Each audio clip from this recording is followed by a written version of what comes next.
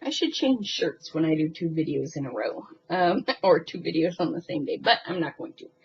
Or reapply my makeup, or any of that. Let's see. I thought that while it was fresh in my mind, I should talk about one of the key points from my experience with Janine Roth's, Janine Roth? Yes. Her Women, Food, and God book.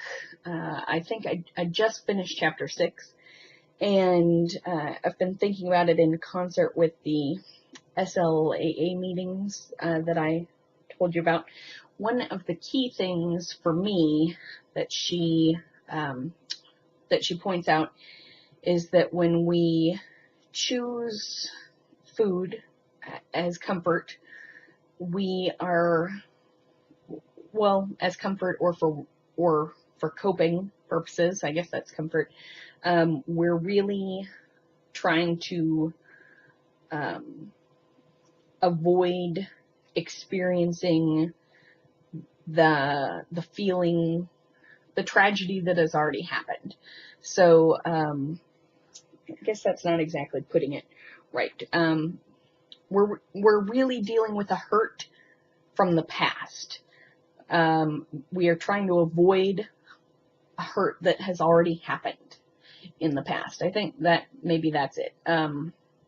So when we try to avoid, when we, start to fear that we might experience the same emotion or trauma or problem from the past, we, instead of feeling whatever that is, we choose food. Or some people maybe choose some other things as well. But the problem, of course, is that number one, well, I don't know which number order to go this in, but number one, the trauma has already happened. So we can't avoid that feeling and experience that we've already had. Number two, avoiding that feeling is not only, it's not healthy, obviously, because we choose like maybe to overeat or to not feel or to not deal, but we also miss the opportunity to be okay, to experience that feeling or emotion, to experience something like that event from the past, but as an adult. So, a lot of the stuff has to do with childhood and, because we imprint so strongly as children. I know it's kind of cliche, but that's kind of how it works. So, and these aren't necessarily my ideas, but they are my sort of rehashing, my mashup of Janine Roth and me. But we have the opportunity to take a childhood trauma, if you will, or a childhood damaged experience, and we have that opportunity to go through that experience, but now with an adult perspective and with so much more experience and knowledge than we had at the time. We may, as adults, we may encounter something like that experience and feel like we're as unable to handle it as we were as a child. Something that has carried through, was so powerful, and we were so bad at handling it back then that it has carried through, like 30 years, say, in my example, or more, 35, whatever. We carried that through, but now we get to experience as adulthood, or as an adult, with more knowledge and skills than we had before. And I think a lot of us are afraid to have such a huge experience again. And so we have all kinds of coping behaviors, whether it be food or sex or love or avoiding love or, like in my case, I, as a child, was vulnerable and shared kind of my desperation for love and support, and in a really crucial time, it was not reciprocal. It was not given to me. I expressed my need and my longing and my desperation for love and acceptance, and it was denied to me. And I have avoided that in so many different ways. I have avoided desperation. I have avoided needing. I have avoided needing somebody's love.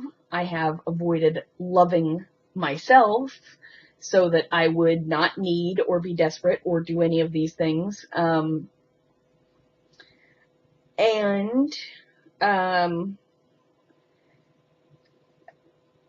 Yeah, I don't really know what to say there, but now it's been 30 or more years since that happened, and of course I've done therapy and learned all kinds of things about myself and that sort of thing. So I have so many more coping skills than I had at whatever age that was, 8, let's say.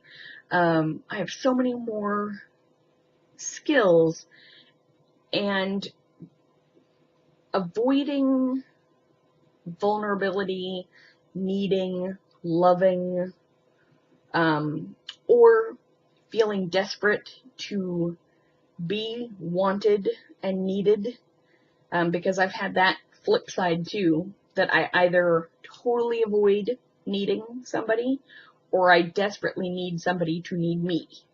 And I have to watch both things in my recovery stage, whatever that may be.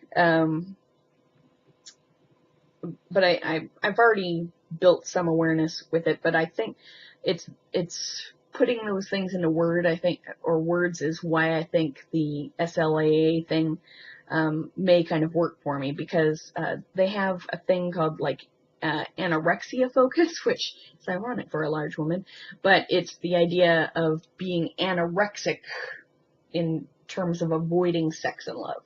And I do that a great deal because I avoid wanting to love and wanting to be loved and needed, because I never trust in that somebody loves me or needs me or whatever. I never trust that, even though in the deepest depth of my soul I am desperate to be loved and or needed, and in an unhealthy way. Just to be clear, it's the flip side of avoiding love and sex with somebody, is how desperately I want or need somebody to want or need that from me. And both of that is unhealthy. And so I think, one of the key things, because I think that sort of thing is underneath my own food issues, not wanting to be vulnerable with another human being and need them. I don't have that skill. I simply don't have that skill, and I need to develop it. And I think that this might be a good group for me, and certainly continuing the work that I'm doing with some self-help books and ideas that really resonate with me in terms of food focused. Although right now I'm feeling pretty okay with food itself. But it's both about the food and not about the food, which is another idea from Janine Roth's book. Either way, it has been a good first day of self-improvement, and I went to a Portland Thorns game, women's soccer. That was pretty good. And my loot crate came in the mail. I haven't opened it yet. I may do one of those stupid videos where I open it, because I'm trying to be in the video habit, just so I can sort of log insights that I've got.